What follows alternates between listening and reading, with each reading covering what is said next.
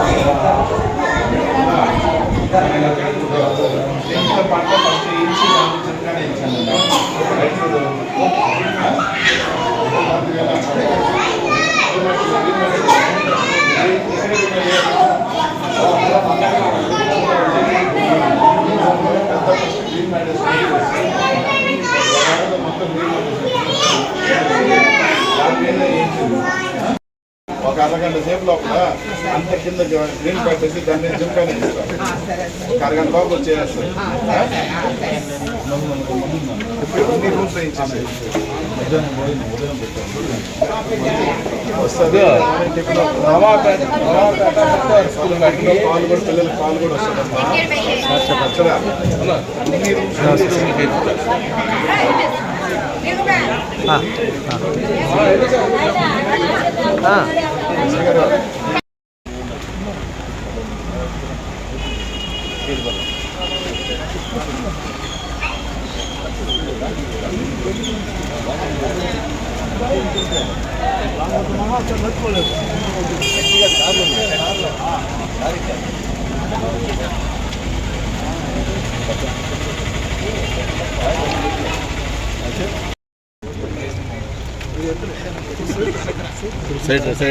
Side రండి పక్క రండి. మా పక్క ముందు వస్తుంది. సైడ్ వస్తుందండి కొంచెం.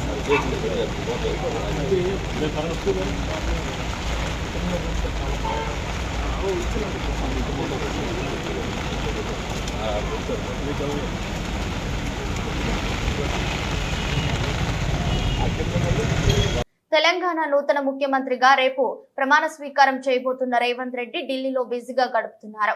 అధిష్టానం పిలుపుతో నిన్న సాయంత్రం అకస్మాత్తుగా ఆయన ఢిల్లీ వెళ్లారు. ఆయన ఢిల్లీ చేరుకోవడానికి ముందే ముఖ్యమంత్రిగా రేవంత్ పేరును అధిష్టానం ప్రకటించింది. ఢిల్లీ వెళ్లిన రేవంత్ ఈ ఉదయం పార్టీ అధ్యక్షుడు మల్లికార్జున ఖర్గే, పార్టీ జాతీయ ప్రధాన కార్యదర్శి కేసీ వేణుగోపాల్ తో భేటీ అయ్యారు. సిఎల్పి నేతగా తనను ప్రకటించినందుకు వారికి కృతజ్ఞతలు తెలిపారు. మరి కాసేపట్లో పార్టీ అగ్రనేతలైన సోనియా గాంధీ, రాహుల్ గాంధీతో భేటీ అవుతారు. మంత్రివర్గ ఏర్పాటు, ఇతర అంశాలపై వారితో చర్చిస్తారు. అలాగే ప్రమాణ స్వీకార కార్యక్రమానికి వారిని ఆహ్వానిస్తారని సమాచారం.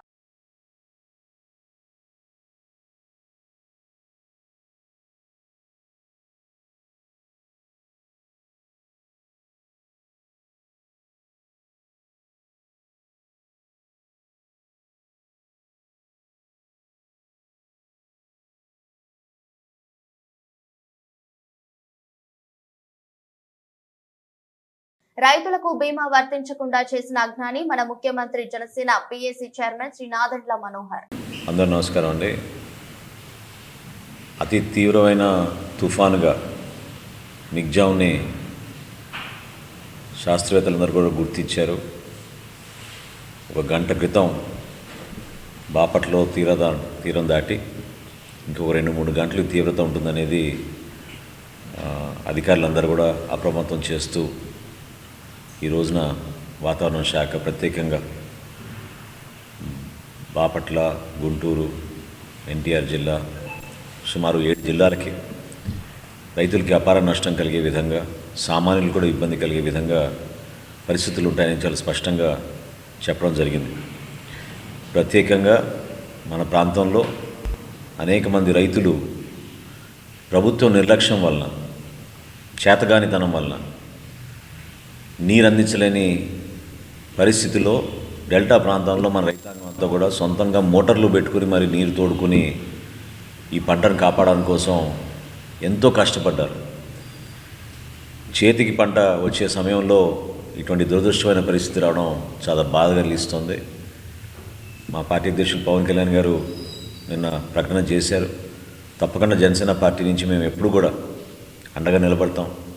రైతాంగాన్ని కాపాడుకునే విధంగా, ఒక భరోసా నింపే విధంగా, ధైర్యం నింపే విధంగా మా గ్రామాల్లో ఉన్న మా జన సైనికులు, మా పార్టీ నాయకులు అందరూ కూడా అప్రమత్తమై రైతాంగానికి మా వంతు మేము సహాయాల సహకారాలు అందించడానికి ఎప్పుడు కూడా సిద్ధంగా ఉంటామని సందర్భంగా తెలుపుకుంటున్నాను. తెనాలి మండలంలో సుమారు 15,000 ఎకరాలు వరి పంట, కొలిపరి మండలంలో 18,000 వరి పంట. నాకు తెలిసినంతవరకు గత 2-3 రోజుల నుంచి నేను పర్యటిస్తున్నప్పుడు నేను చూసింది ఖచ్చితంగా పూర్తిగా నష్టమయ్యే పరిస్థితులు. ఏదో పాపం రాత్రింబగలు కష్టపడి కొంతవరకు కోత చేయడానికి, కోతల కార్యక్రమంలో పాల్గొనడానికి రైతులు ఎంతో కష్టపడ్డారు. కానీ అది 10% కూడా దాటి ఉంటుంది నేను అనుకోవడం. ఆ 10%లో కూడా ఎంతమంది చివరికి మిల్లర్లకు అమ్ముకోగలిగారో మనం చెప్పలేం. కాబట్టి దయచేసి ప్రభుత్వం యొక్క నిర్లక్ష్య వైఖరిని వదిలి, గతంలో నేను ఆల్రెడీ ఇంతకుముందు ఒక సందర్భంలో చెప్పాను, వీళ్ళంతా నిర్లక్ష్యంగా వ్యవహరించారంటే ప్రధానమంత్రి ఫసల్ బీమా యోజనకి సంబంధించిన రైతు బీమా పథకం కూడా ఈ రాష్ట్ర ప్రభుత్వం ఒక్క రూపాయి కూడా చెల్లించలేదు. ఒక్క రూపాయి. రైతునేమో మీరు కట్టద్దు, మేము కడతామని చెప్పారు. అపారమైన నష్టం కలిగించారు. ఈ సంవత్సరం రబీలో అసలు గత సంవత్సరం కేంద్ర ప్రభుత్వం 447 కోట్ల రూపాయలు ఇచ్చింది. ఖరీఫ్లోనేమో 670 ఎకరాలు ఇచ్చారు. రాష్ట్ర ప్రభుత్వం ఈ సంవత్సరం ఇవ్వాల్సిన వాళ్ళ వాటా రూపాయి కూడా ఇవ్వకపోవడం వలన ఈ సంవత్సరం వర్తించదని చెప్పి ఒక నిర్ణయం తీసుకుని కేంద్ర ప్రభుత్వం ఈ ఫసల్ బీమా యోజన వర్తించకుండా చేసిన అజ్ఞాని మన ముఖ్యమంత్రి. అంటే 16 మంది రైతులకి కడప, కర్నూలు, ప్రకాశం జిల్లాలో ఈ బీమా పథకం వర్తించింది గత సంవత్సరం. కేవలం 16 మంది రైతులు. అంటే నిజంగా చాలా ఆశ్చర్యం కలిగిస్తుంది నాకు. వాళ్ళ ప్రీమియం మొత్తం కట్టింది 1,42,000 రూపాయలు. ఆ 1,42,000 రూపాయల్లో కూడా ప్రీమియం కట్టింది రైతులు 40,000 రూపాయలు, కేంద్ర ప్రభుత్వం 51,000 రూపాయలు. అసలు ఎంత దారుణంగా వీళ్ళు వ్యవహరించారంటే, ఖరీఫ్లో ఈ విధంగా నష్టం కలిగించినప్పుడు రబీలో గుడ్డు సున్నా, ఒక్క రూపాయి కూడా కట్టలేదు. బీమా పథకం ఒక్క రూపాయి కూడా కట్టలేదు. అసలు ఏమైపోతారు రైతాంగం?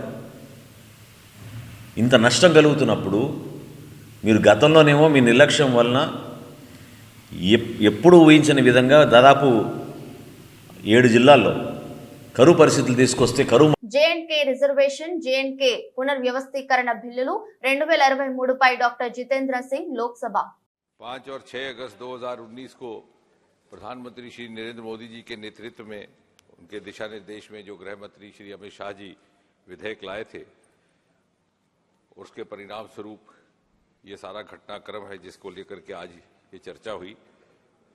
बहुत सारे हमारे मित्रों ने कुछ ऐसी बातें रखी है जो पर से शायद विषय के साथ ताल्लुक नहीं रखती, लेकिन उन्होंने जम्मू कश्मीर के भिन्न भिन्न पहलुओं को लेकर के अपनी राय रखने का प्रयास किया है।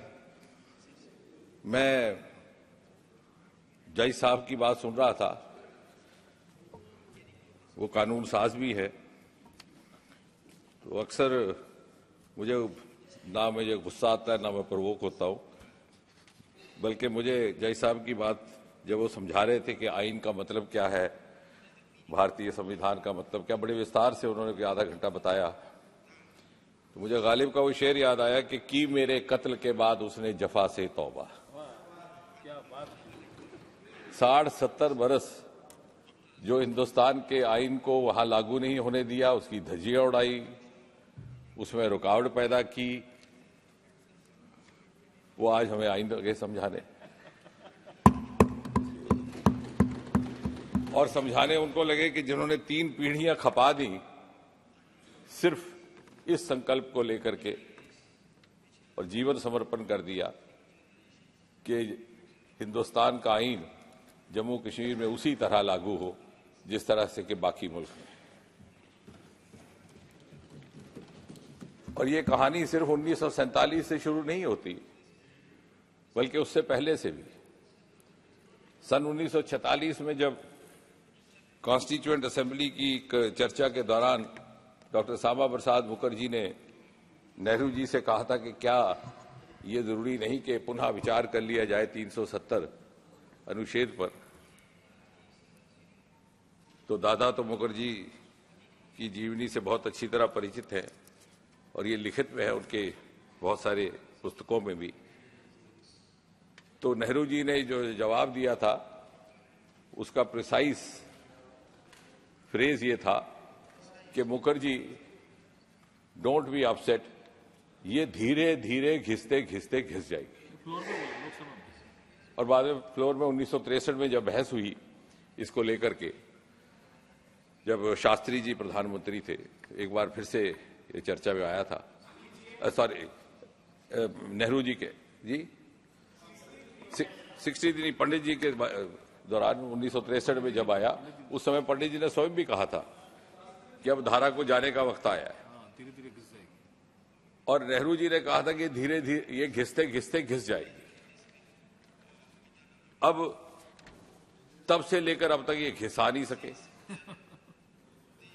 बल्कि इसको ना घिसाने में एक वेस्टेड इंटरेस्ट बन गया। ये कायम रहे उसी में, उनको लगा कि हमारी पीढ़ी दर पीढ़ी पारिवारिक प्रभुसत्ता चलती रहेगी। और उसको अगर घिसाने का काम जो नेहरू जी से अधूरा रह गया था वो मोदी जी ने किया, तो हमें तो धन्यवाद करना है मोदी जी का। सबसे पहले तो कांग्रेस पार्टी को मोदी जी का धन्यवाद करना चाहिए कि आपने ये विधेयक लाया, हमसे नहीं हो पाया था। हमारी దైనందిన జీవితంలో మనిషికి ఆహారం, ఆరోగ్యం, విద్య ప్రధానమైన అంశాలని వాటిపై స్వచ్ఛందంగా సేవ చేస్తున్న అమృత సత్తయ్య కొల్లూరి ఎడ్యుకేషనల్ సొసైటీ వారసురాలు పుట్టినరోజు సందర్భంగా కొల్లూరి కౌసంబి హెల్త్ ప్లాన్ పేరుతో చేపడుతున్న వైద్య సేవలు ఆదర్శనీయమని ప్రముఖ వైద్యులు డాక్టర్ విజయ్ ఎల్దండా తెలిపారు. సంగారెడ్డి జిల్లా తెల్లాపూర్ మున్సిపాలిటీ పరిధిలో అమృత సత్తయ్య కొల్లూరు ఎడ్యుకేషనల్ సొసైటీ ప్రాంగణంలో ఏఎస్కే ఎడ్యుకేషనల్ సొసైటీ అధినేత కొల్లూరు సత్తయ్య మనమరాలి జన్మదినాన్ని పురస్కరించుకుని తెల్లాపూర్ మున్సిపాలిటీ కౌన్సిలర్ భరత్ ఆధ్వర్యంలో జరిగిన మీడియా సమావేశం ఏర్పాటు చేశారు. ఈ సమావేశంలో డాక్టర్ విజయ్ ఎల్దండా మాట్లాడుతూ ఏఎస్కే ఎడ్యుకేషనల్ సొసైటీ ఆధ్వర్యంలో పేద విద్యార్థులకు ఇంగ్లీష్ విద్యను అందిస్తూ ఎంతో సమాజ చేస్తుందని, ఇందులో భాగంగా రేపటి నుంచి వారి మనమరాలి కౌసంబి జన్మదిన పురస్కరించుకొని కొల్లూరి కౌసంబి హెల్త్ ప్లాన్ పేరుతో ప్రతిష్టాత్మకంగా చేపడుతున్న వైద్య సేవలు తెల్లాపూర్ మున్సిపాలిటీలో 500 మంది పేదలను గుర్తించి వారికి ఆరోగ్య సేవలను అందించే బృహత్తర కార్యక్రమాన్ని పైలట్ ప్రాజెక్టుగా నిర్వహించడం జరుగుతుందని తెలిపారు. ఈ కార్యక్రమంలో డాక్టర్ రామచందర్, ఏఎస్కే ఫౌండేషన్ కుటుంబ సభ్యులు, స్థానిక నాయకులు సతీష్, ఐలేష్ యాదవ్, జనార్దన్ తదితరులు పాల్గొన్నారు. సమాజమంతా ప్రతి ఒక్కరు నా ఆరోగ్యం నా చేతిలో ఉండాలి, నా వాతావరణం నేను స్వచ్ఛంగా పెడతాను, నా చుట్టుముట్టు పశువులందరినీ నేను కులాసంగా ఉండేటట్టు చూస్తాను. అటువంటి రెస్పాన్సిబిలిటీ తీసుకుంటేనే కావచ్చు. దీన్ని ఏమంటామంటే ఇదొక కంప్లీట్ కాన్సెప్ట్. చాలా ఏళ్ళ నుండి చాలా పని చేసినప్పుడు మేము అందరం చూసినాం.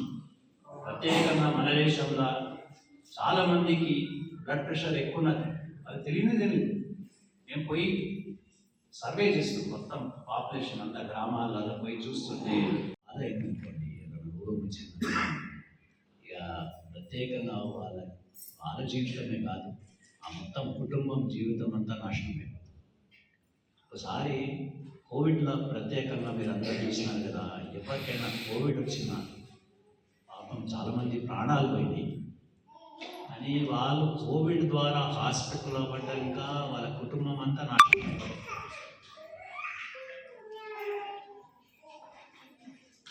ఇది ఎందుకు అవుతుందని, ఇటువంటి రోగాలు ఎందుకు వస్తున్నాయి, ఇటువంటి సమస్యలను ఎట్లా మనము తట్టుకోవాలి, వీటిని అన్నిటినీ మనం ఆలోచన చేస్తే ముఖ్యంగా మనం ఒకటి మరోసారి స్మరణం చేయాలి. మన భారతదేశంలో పాతకాలం నుండి వైద్యం, ఆరోగ్యం, ఆయుర్వేదం ఎట్లుంది. మన సంస్కృతి ఏంటంటే మన వాతావరణం మంచిగా ఉన్నది, భోజనం మంచి. నిజామాబాద్ జిల్లా దర్పల్లి మండలంలో ఆనందంలో కాంగ్రెస్ పార్టీ కార్యకర్తలు కాంగ్రెస్ పార్టీని ముందుండి నడిపించి అధికారంలోకి తెచ్చిన రేవంత్ రెడ్డిని మంగళవారం సాయంత్రం కాంగ్రెస్ పార్టీ అధిష్టానం ముఖ్యమంత్రిగా రేవంత్ రెడ్డి పేరుని ప్రకటించడంతో కార్యకర్తలు ఆనందంతో దర్పల్లి మండలంలో పటాకులు పేల్చి సంబరాలు జరుపుకున్నారు. పార్టీ నాయకులు మాట్లాడుతూ రేవంత్ రెడ్డి నాయకత్వం కార్యకర్తలకు ఉత్సాహం నింపిందని, పార్టీ కార్యకర్తలు కష్టపడి పని చేశారని, కష్టపడ్డ వారికి కాంగ్రెస్ పార్టీలో గుర్తింపు ఉంటుందని, అందుకు ఉదాహరణ రేవంత్ రెడ్డి అని నాయకులు గుర్తు చేశారు. ఈ కార్యక్రమంలో కాంగ్రెస్ పార్టీ మండల అధ్యక్షులు చిన్న బాలరాజ్, మిట్టపల్లి గంగారెడ్డి, సుభాష్, చెలిమెలన, నర్సయ్య, అబ్దుల్ అమిద్, రాకేష్, కార్యకర్తలు, నాయకులు పాల్గొన్నారు.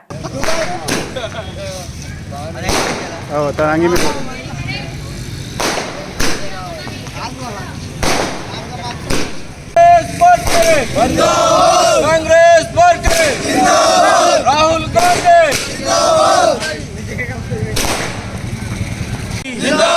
రేవంత్ రెడ్డి గారి నాయకత్వం, రేవంత్ రెడ్డి గారి నాయకత్వం, భూపతి రెడ్డి గారి నాయకత్వం, భూపతి రెడ్డి గారి నాయకత్వం, సీఎం.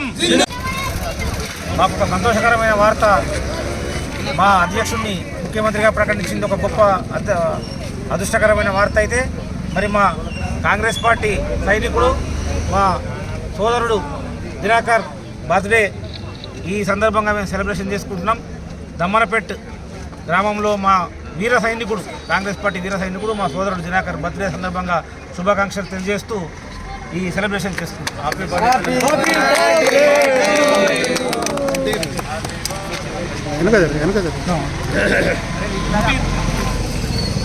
చిన్న చిన్న చిన్న చిన్న వెనకరా వెనకరా అలా కాని రావాలా అన్న, కొంచెం అన్న కొంచెం వెనక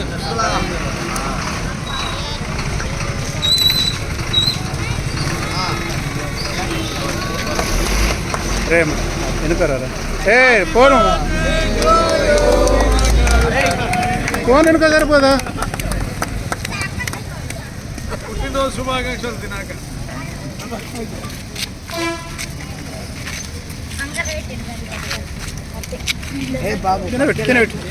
మండల ప్రెసిడెంట్ గారికి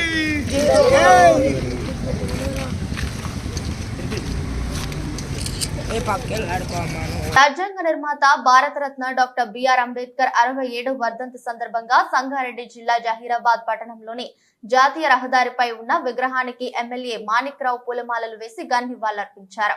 అనంతరం మాట్లాడుతూ ప్రపంచ మేధావి అయిన అంబేద్కర్ వర్ధంతిలో పాల్గొనడం మరియు వారి పుట్టిన పుణ్యభూమిలో మనం పుట్టడం మన అదృష్టంగా భావించుకోవాలని అన్నారు. వారు మనకు అందించిన రాజ్యాంగం, బైబిల్, ఖురాన్, భగవద్గీతతో సమానమని కొనియాడారు. జీవితాంతం సామాజిక అసమానతల నిర్మూలన కోసం పోరాడి అన్ని వర్గాలకు సమానత్వం కల్పించాలనే దృక్పథంతో వారు రాజ్యాంగాన్ని రచించారని తెలిపారు.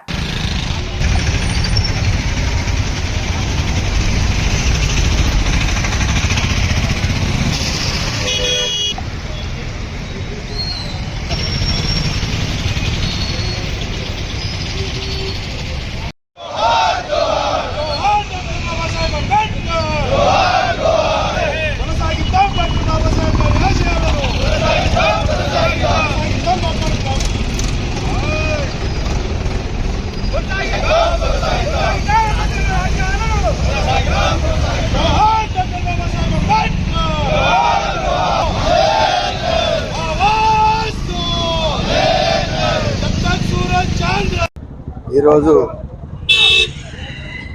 మహనీయులు, ప్రపంచ మేధావి అయినటువంటి డాక్టర్ బిఆర్ అంబేద్కర్ యొక్క వర్ధంతి సందర్భంగా బీఆర్ఎస్ పార్టీ నుంచి వచ్చిన మరి ముఖ్య నాయకులు, చైర్మన్ అందరూ కూడా వారికి పూలమాలలేసి వారికి నివాళులు జరిపించడానికి ఇక్కడ రావడం జరిగింది. ఇది మన భారతదేశానికి ఒక గొప్ప ప్రపంచ మేధావైనటువంటి మన అంబేద్కర్ గారికి నిజంగా కూడా ఘన నివాళులు అర్పించడానికి మేము రావడం మా అదృష్టం కూడా. ఎందుకంటే ప్రపంచంలోనే యువన్లోనే ఆయన యొక్క స్టాచ్యూలు కానీ ఆయన యొక్క మేధావి కానీ మరి ప్రపంచంలోనే కొనియాడడం జరిగింది. ప్రపంచం యావత్తు ఆయనను కొనియాడడం ఈ విధంగా మనం అందరం కూడా భారతీయులం కూడా మనం అందరం కూడా గర్వించాల్సిన అవసరం. ఎందుకంటే మనం అందరం కూడా వారి యొక్క పుణ్యభూమిలో వాళ్ళ భూమిలో మనం పుట్టినాము. మనం అందరం కూడా అదృష్టవంతులం. అదేవిధంగా వారు రాజ్యాంగం ఏదైతే రాసిస్తారో అదైతే బైబిల్తో సమానం, ఖురాన్తో సమానం, భగవద్గీతతో సమానం. అది ప్రస్తుతానికి అది మనకందరూ కూడా అన్ని విధాలుగా నడిపిస్తున్న ఈ సామాజిక వర్గంలో మరి రాజకీయం కూడా అది అన్నిటి కూడా అందరి కూడా ప్రతి ఒక్కరికి తోడ్పడుతుంది. కాబట్టి వారే స్ఫూర్తిగా మనం తీసుకొని ఈ ప్రపంచాన్ని కూడా మరి అన్ని విధాలుగా రాజ్యాంగం నడిపించాలి. మించోంగ్ తుఫాను కారణంగా బంగాళాఖాతంలో ఏర్పడిన అల్పపీడనం కారణంగా గత 2 రోజులుగా కురుస్తున్న చిరుజల్లులతో కూడిన భారీ వర్షాలకు హనుమాన్ జంక్షన్ పట్టణంలోని ఏపీఎస్ ఆర్టీసీ బస్టాండ్ చెరువులను తలపిస్తున్నాయి. బస్టాండ్ లోపలికి బస్సులు రాకపోకలు నిలిపివేత అయినప్పటికీ 2 రోజులుగా కురుస్తున్న వర్షాలకు పట్టణంలోని ప్రజలందరూ ఇళ్లకే బాపులపాడు మండలంలో తుఫాన్ కారణంగా ప్రజలు ఇలా నుంచి బయటకు రావడానికి తీవ్ర ఇబ్బంది పడుతున్నారు. లోతట్టు ప్రాంతాలు అన్ని చెరువులని తలపిస్తున్నాయి.